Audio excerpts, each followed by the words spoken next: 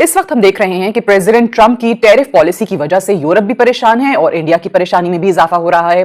और यही वजह है कि इसने मजबूर कर दिया है इंडिया और यूरोपीय यूनियन को कि वो एक पेज पर आए, इकट्ठे हों और वॉशिंगटन की टैरिफ पॉलिसी का मिलकर मुकाबला करें। चलो चलो आप सब जगह पूरे कामयाब हो गए, क्या उसके साथ कोई मसला हल हुआ है? नहीं। तो दिस इज लाइक सिग्निफिकेंट चीज। मिसाल के तौर पे अब आप इसको देखें, ये जो इंडिया के अंदर ये तस्वीर आप देखें। अच्छा, बहुत सारे बंदे परेशान हो जाएंगे, ये क्या है? वो कह रहे हैं भाई कि ये बैक्टीरियन कैमल है इंडिया के रिपब्लिक डे के ऊपर। ठीक है, मतलब वो बताना चाहते हैं कि हमारे पास सब कुछ है, we are self sufficient in all this game. Indian हुकूमत ने ऐसे में किया क्या है कि उन्होंने वॉशिंगटन को यह पैगाम दिया है कि अगर हम पे प्रेशर इसी तरीके से बढ़ाया गया तो फिर हम अमेरिका की बजाय यूरोप का रुख करेंगे। और इसी सिलसिले में इंडिया और यूरोपीय यूनियन की एक बहुत बड़ी तारीखी डील होने जा रही है, जिसको मदर ऑफ ऑल डील्स भी कहा जा रहा है। Which are the growth engines of the future? आज के ग्रोथ इंजन और कल के ग्रोथ इंजन कौन से हैं? हम उनके साथ डील करना चाहते हैं भाई। अब भारत एक काम करेगा कि India will start buying oil and LNG from Canada also. देखिए, जितने भी ट्रंप के सताए हुए हैं, जितने भी लोग ट्रंप से परेशान हैं, वो सब मिलेंगे। इनका और यूएस का इतना अच्छा रिश्ता था, इतना क्लोज रिश्ता था दोस्तों, कि कहते थे कि 80-90%, 70-80-90% सारा माल जो बना सीधा यूएस, सीधा यूएस, सीधा यूएस। भारत और यूरोपियन यूनियन के बीच एक बहुत बड़ा एग्रीमेंट हुआ है।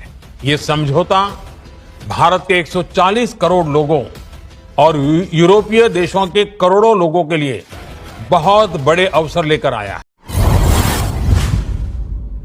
दोस्तों, जिस डील को लेकर हफ्तों से सिर्फ अटकलें लगाई जा रही थीं, वो अब सिर्फ खबर नहीं बल्कि हकीकत बन चुकी है।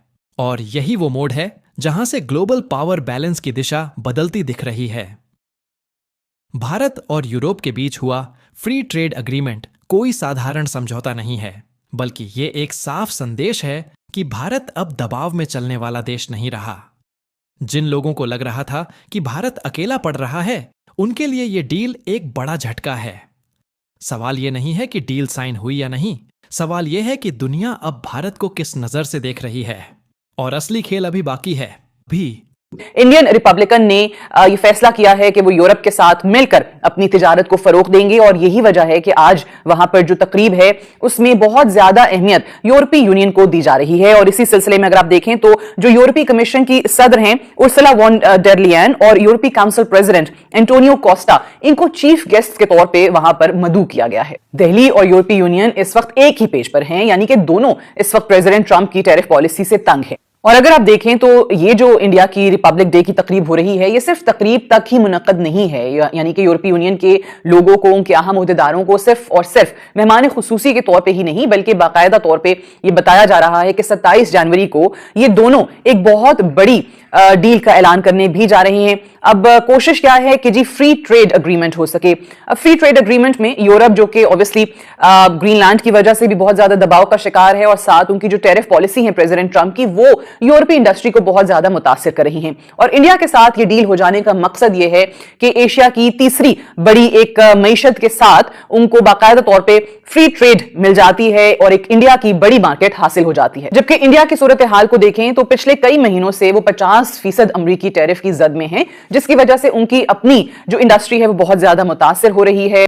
हम इसके अंदर सेल्फ सफिशिएंट हैं, वो इस चीज में लगे हुए हैं, ये दुनिया को बताने के लिए कि भाई हमारे पास सब कुछ है। ठीक है, अच्छा, वो बात मुझे समझ भी आती है कि हाँ जी इनके पास सब कुछ है, और वो अपनी military capability, military hardware, this that, ये वो यूरोपियन, सारी बात है, वो बाहर से आए हैं, उनको they will they need lot of time to understand everything. उनको ये सब कुछ अंडरस्टैंड करने के लिए बहुत टाइम चाहिए कि basically what are they up to.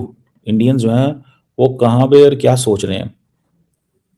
ठीक है, ये जो ऑप्टिक्स हैं, ये जो जेट्स हैं, ये है, वो है, इकोनॉमी है, तो वो इतना बड़ा जब शो ऑफ पावर आप किसी को दिखाते हैं, अमेरिकन अपाची हैं, फ्रेंच राफेल हैं, रशिया के भी ब्रह्मोस हैं, S-400 हैं, इंडिया के अपने डिफेंस एसेट्स हैं, मैंने आपको पूरी हिस्ट्री बताई है। तो अब वो मैं कल सुन रहा था, सेक्रेटरी स्कॉट बेसनेट जो है, तो वो 25% टैरिफ की बात कर रहा था कि वो कह रहा था कि जनाब इन्होंने हमारी वजह से जो है ना वो किया, तो हमें फ़ायदा हो गया कि इन्होंने अपने आप को they changed everything. They changed everything, मतलब इस तरह की चीज़ें। बहरहाल रिपब्लिक डे को उन्होंने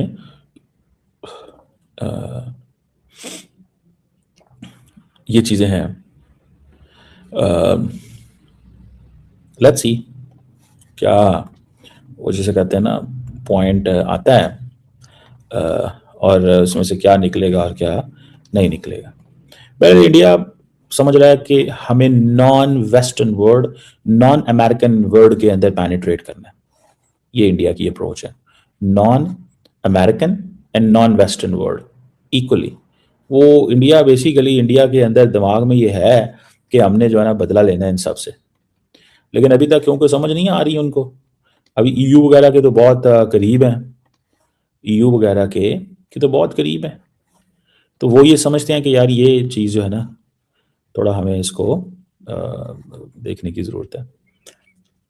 बहरहाल the interesting part of the entire इसकी जो वो है वो यही है कि जो लीडरशिप है, तमाम लीडरशिप ईयू को बुला के बेसिकली उन्होंने इसको, देखें एक चीज़ थोड़ी सी उन्होंने की है कि रिपब्लिक डे को इंटरनेशनलाइज करो,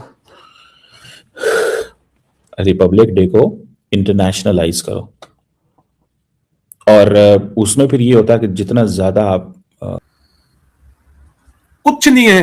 आपको मैं आरजू जी, मैं आपको दर हकीकत बता रहा हूं, आप मेरी बात का एतबार करो, आप यकीन करो। अगर इंडिया ने रिजॉल्व कर लिया ना कि हमने पाकिस्तान को निस्ते नाबूद करना है, आप 5 दिन की मार नहीं है, देख लिया आपने, निपट जाएंगे आप, निपट जाएंगे आप। ये बहम जो है ना उसको बोलना, सुनो अहमद चौधरी को बोलना, ये बहम अपने दिमाग से निकाल दे तू। और बहुत गरज के बोल रहा था ना कि उसको बोलना सहाफी को कि तू आएंगे, हम आएंगे, साथ साथ आएंगे, चिंता क्यों कर रहे थे, फौज के साथ साथ आएंगे, कोई दिक्कत नहीं है।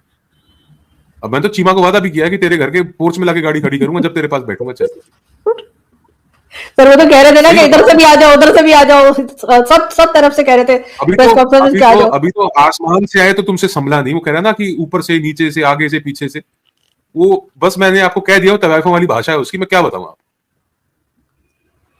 और चीमा साहब क्या आप गाड़ी खड़ी करने वाले हैं?